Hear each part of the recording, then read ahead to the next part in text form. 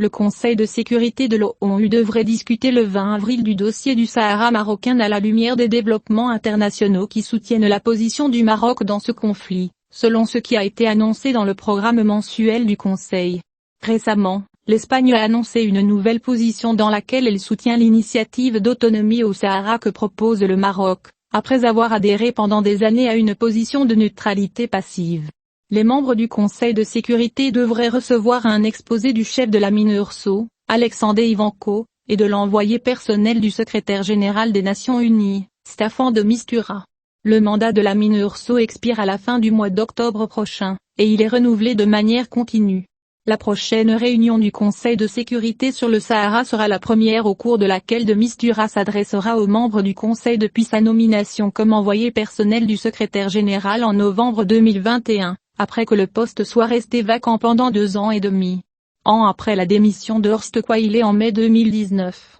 Depuis sa nomination, de Mistura a eu des contacts diplomatiques avec les parties au dossier, le Maroc, le Front Polisario, l'Algérie et la Mauritanie.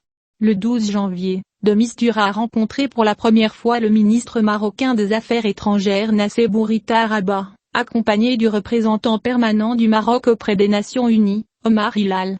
Le 15 janvier, de Mistura a rencontré le chef du Front Polisario, Ibrahim Ghali, dans les camps de réfugiés en Algérie.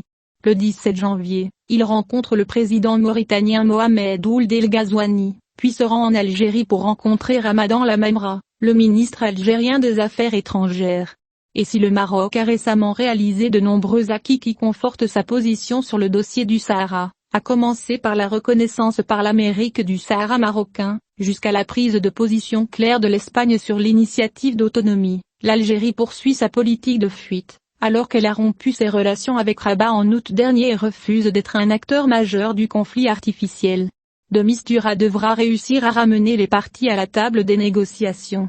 On s'attend à ce que les membres du Conseil de sécurité de l'ONU expriment leur soutien aux efforts de l'envoyé de l'ONU. Et toutes les parties seront invitées à reprendre les négociations sous la forme des tables rondes que l'envoyé précédent avait organisées à Genève, en Suisse.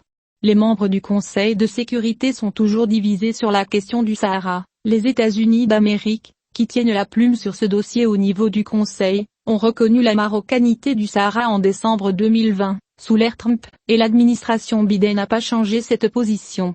La France soutient le schéma d'autonomie du Maroc. Et les pays du Gabon et des Eaux soutiennent clairement le Maroc dans ce dossier, tandis que d'autres membres non permanents, le Ghana, le Kenya et le Mexique, entretiennent des relations avec le Front Polisario.